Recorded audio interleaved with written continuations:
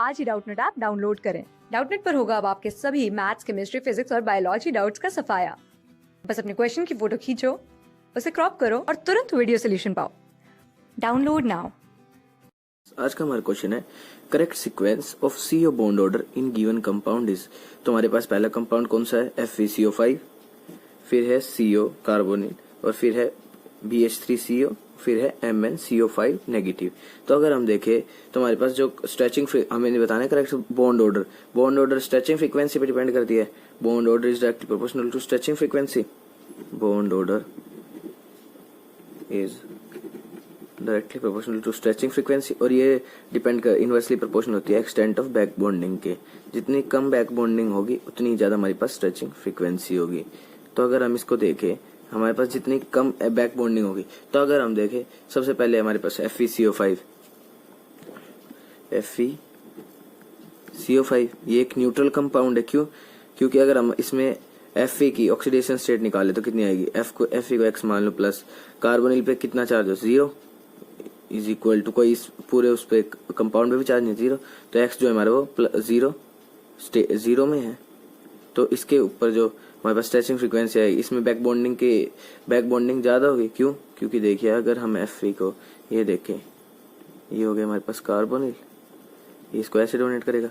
तो इसमें जो इसके एंटी बॉन्डिंग में इसके होंगे इलेक्ट्रॉन्स Fe के, वो इसको इजीली बैक डोनेट कर सकते हैं, जिससे कि जो Fe और कार्बन की बॉन्डिंग है वो ज्यादा स्ट्रॉन्ग हो जाएगी।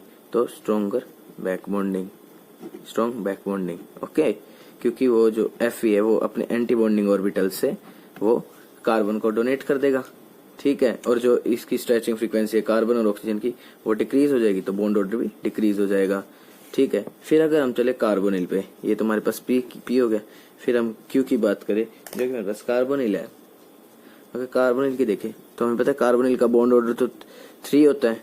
अगर बिना किसी और एटम से बॉन्डेड नहीं है तो इसका बॉन्ड ऑर्डर 3 होता है। तो इसका बॉन्ड ऑर्डर हो गया हमारे पास 3, ओके। फिर अगर हम थर्ड की बात करें PQR, हमारे पास क्या है? BH3CO। अब इसमें देखें तो BH3 जो है वो एक लीविस एसिड है, highly electron deficient. Lewis acid highly electron deficient, तो सिर्फ ये हाईली इलेक्ट्रॉन डेफिशिएंट। तो जो BH3 है वो सिर्फ हमारा क्या कर सकता है? कार्बोनिल से इलेक्ट्रॉन्स गेन कर सकता है अपने इलेक्ट्रॉन्स को, और आगे कार्बोनिल को दोबारा बैक डोनेट नहीं कर सकता। तो बैक डोनेट नहीं करेगा तो जो कार्बोनिल के एंटी बॉन्डिंग ऑर्बिटल से जो इलेक्ट्रॉन्स थे वो उससे निकल गए। तो हमारे पास इसका बॉन्ड ऑर्डर जो है वो अगर हम देखें तो जो हमारे पास कार्बोनिल का बॉन्ड ऑर्डर है वो इंक्रीज हो जाएगा, क्योंकि जो एंटी बॉन्डिंग ऑर्बिटल्स के एंटी बॉन्डिंग इलेक्ट्रॉन्स है वो इससे अवे चले गए। एंटी बॉन्डिंग इलेक्ट्रॉन्स जो है वो डोनेट हो गए, डोनेट्स, ओके। तो एंटी बॉन्डिंग इलेक्ट्रॉन्स अगर डोनेट हो गए हमारे, तो इसलिए इसका जो बॉन्ड ऑर्डर है वो इंक्रीज हो गया, क्योंकि बॉन्डिंग ऑर्बिटल्स के इलेक्ट्रॉन इंक्रीज हो जाते हैं, ओके। फिर हम अगर जाते हैं PQRS पे, जब हम S पे आते हैं तो उसमें है MnCO5 माइनस। अब इसके ऊपर तो पहले ही, अब इसमें Mn जो है वो -1 स्टेट में, क्योंकि हम दोबारा से देखें तो Mn की अगर ऑक्सीडेशन स्टेट निकालूंगा तो यहाँ तो X हो गया प्लस 0, कार्बोनिल पर कोई चार्ज नहीं होता -1, तो यहाँ तो X में, तो ये तो हाईली इलेक्ट्रॉन रिच है। पहले ही ये इलेक्ट्रॉन रिच स्पीसीज है, इलेक्ट्रॉन रिच स्पीसीज, ओके। तो जब हम देखें जब कार्बोनिल बैक डोनेट करेगा Mn,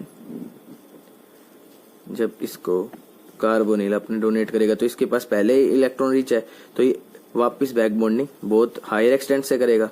तो इसका जो बॉन्ड ऑर्डर है कार्बोनिल का बॉन्ड ऑर्डर बहुत ज्यादा डिक्रीज होगा, bond order decreases, okay. Bond order decrease होगा क्योंकि स्ट्रेचिंग फ्रीक्वेंसी डिक्रीज होगी due to larger extent of back bonding, larger extent of back bonding, okay. तो अगर हम देखें तो इसने सीक्वेंस पूछा था हमसे, तो हमें सबसे पहले पता चला जिसके पास जो सबसे ज्यादा जितना ज्यादा इलेक्ट्रॉन रिच होगा वो उतना ही उसका बॉन्ड ऑर्डर कम होगा। तो सबसे ज्यादा इलेक्ट्रॉन रिच कौन सा? MnCO5 माइनस, तो सबसे वेरी लेस बॉन्ड ऑर्डर, इसका सबसे कम होगा बॉन्ड ऑर्डर, ठीक है। फिर हमारे पास क्या था, फिर हमारे पास neutral species, neutral charge positive species, neutral species ज्यादा वो होगी जिसका बॉन्ड ऑर्डर कम होगा। FeCO5 की बात करें तो FeCO5 एक न्यूट्रल स्पीसीज, तो ये भी इजीली एक्सटेंड कर सकती है, तो इसके बाद ये होगा लेस, इसका भी लेस बॉन्ड ऑर्डर होगा, ओके। फिर हमारे पास आता है CO की बात करें तो ये तो न्यूट्रल है, तो इसका बॉन्ड ऑर्डर 3 आएगा, तो इससे कम होगा FeCO5 का, फिर MnCO5। फिर अगर हम BH3CO की बात करें तो BH3CO में देखें तो BH3 जो है वो एक इलेक्ट्रॉन डेफिशिएंट स्पीसीज है, तो इसको तो इलेक्ट्रॉन्स की जरूरत है, सिर्फ ये ले सकता है, इसको जरूरत है, तो ये बैक डोनेट बहुत कम एक्सटेंड से करेगा, वेरी लेस एक्सटेंड से करेगा, तो इसमें तो बहुत ही कम होगा, तो इसका जो CO का बॉन्ड ऑर्डर है वो ज्यादा होगा सबसे, क्योंकि एक पॉजिटिव स्पीसीज की तरह एक्ट करेगी। तो सबसे ज्यादा जो हमारा बॉन्ड ऑर्डर है वो हमारे पास होगा BH3 में जो होगा। हम अगर ऑर्डर लिखना चाहें इनके ऊपर तो BH3 में हमारे पास सबसे जो हमारे पास BH3 है वो सबसे फर्स्ट पे आएगा, जिसका सबसे हाई बॉन्ड ऑर्डर होगा, हाई, ये हो गया फर्स्ट पे। फिर हमारे पास आएगा Q सेकंड पे, फिर हमारे पास थर्ड पे आएगा FeCO5 और फोर्थ पे आएगा S। तो अगर हम ये ऑर्डर देखें R is greater than Q is greater than P is greater than S, तो इसका ऑप्शन हमारे पास D करेक्ट होगा। Thank you. क्लास 6 से 12 से लेके नीट, IIT, JEE मेंस और एडवांस के लेवल तक 10 मिलियन से ज्यादा स्टूडेंट्स का भरोसा। आज ही डाउनलोड करें डाउटनेट ऐप या व्हाट्सएप कीजिए अपने डाउट्स 8400 400 400 पर।